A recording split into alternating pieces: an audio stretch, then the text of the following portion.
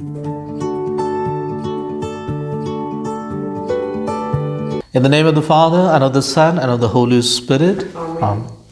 My dear brothers and sisters, I welcome every one of you for today's Gospel reflection. We are on 4th of December, Saturday.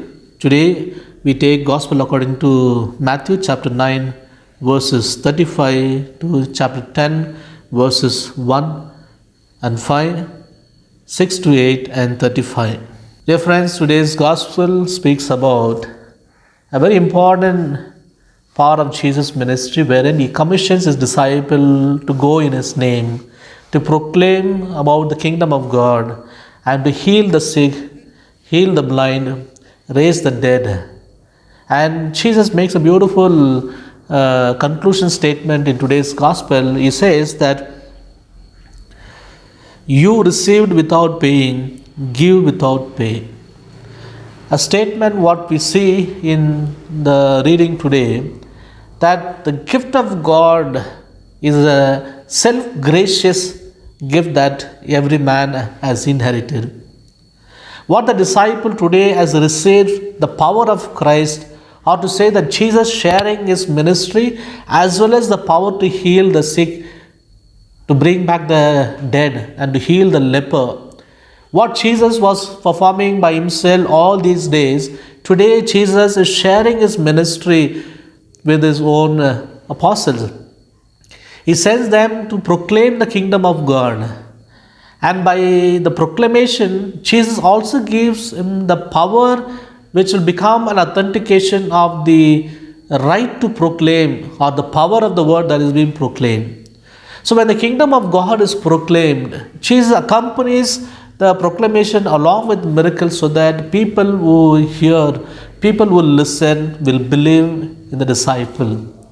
So the word has a strong affirmation by the power to heal, power to work miracle. And that is the self-gracious gift of God. What a tremendous generosity from part of Jesus to understand. My dear friends, today we know that this world is power-centered world. Everyone wants to hold authority. And I don't think that people today like to share the power what they enjoy. The principle of subsidiarity today is something very unheard. People don't like to do that, because the people who are along with us, working along with us, we don't like to share the power. Rather, we try to monopolize all the power, and that is the world we are in. And therefore, in the context of today's world, when we understand the mind of Jesus today, is something a very eye-opener for all of us, especially for all the Christians, that we need to respect and we need to share our power and authority, so that things go on according to the will of God, and the poorest of the poor are benefited. But today we see rather it is all self-centered prayer. We don't decentralize the power. We want to centralize totally, a totalitarian and authoritative kind of culture that today's world is emerging. So in the context of this, when we understand, we are called to understand this gospel, wherein Jesus says, you receive without pay and give without pay. That means to say, the grace of God is a free gift for all of us. For example, my dear friends, there are plenty of free gifts that we have received from God. For example, our own body. We never worked for our body. Time is a free gift of God. Nature is a free gift of God. And like that, there are so many things we keep on narrating about the list of free gifts that we have received from God. But today, people has tried to commercialize the free gift. We want to see a monetary benefit, or a benefit that can come in the form of a power, a form of money, a form of a land today. And therefore, today people don't really value this free gift. That's what we know, the famous saying that everybody is on the same opinion, that anything is given free is not respected. Anything is given free is not respected. Sometimes God has given so many things freely, and that is why we don't respect those free gifts. For example, our own body. Sometimes we are not taking care of our own body.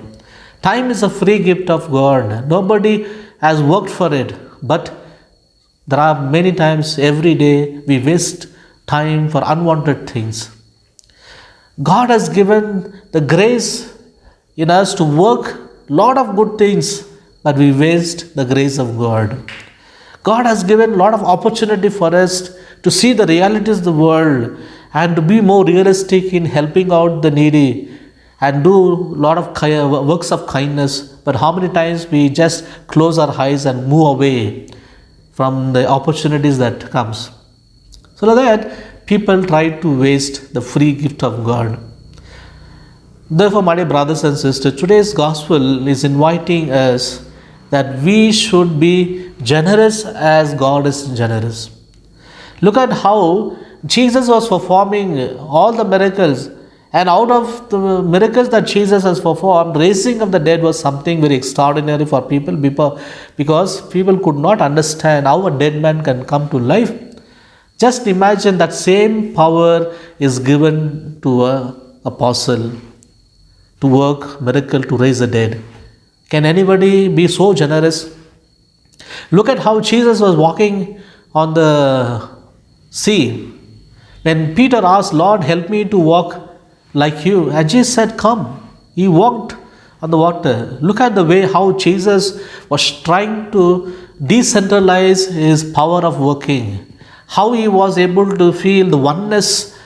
He never had a big show of himself, that all the power was vested in him, but Jesus never misused the power, nor he used it for self-glorification, nor he wanted to overpower the weak. But we see that like a child, when the child comes to a mother and asks for a thing, how the mother generously gives, in a similar way, Jesus also generous in giving the free gift of God.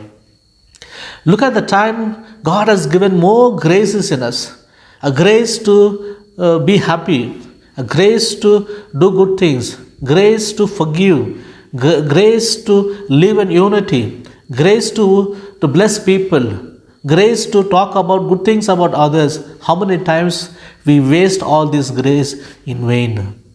Because it is a free, self-gracious gift of God, many a time we don't know the value of it. My dear brothers and sisters, this season of Advent is a time to recall all the grace. The coming of Jesus itself a free gift of God. God the Father said, God so loved the world that He gave His only Son as a ransom for many. What we read in the Gospel of St. John, the self-gift of God is revealed in the very person of Jesus. Jesus is a free gift of God. And look at that free gift of God. Because of that gift, we are all being saved. And therefore, God is giving many gifts. He has already given in many ways. Let us also share it. Let us also protect it. Let us also bring more goodness out of it. And that is what Jesus wants. You receive without pay and give without pay. Let us be generous in giving time to others. Let us keep forgiving people. Let us be doing a lot of good to people.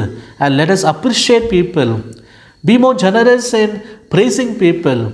Many times we are very skeptical. We keep on finding fault in others. We keep on condemning others.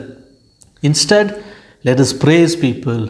Let us appreciate the good in others. Let us identify and see how well we can bring this goodness for the benefit of the community.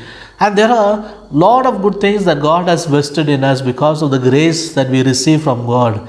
Let it benefit the people around us. Let it benefit the people with whom you live, the family that you live, and the relatives that you have, the friends that you have, the place that you work, and the place that you live. Let your radiance of Christ in you spread around us and bring the aroma of joy wherever we are. We receive without pay. Let us give without pay. Amen. The Lord be with you.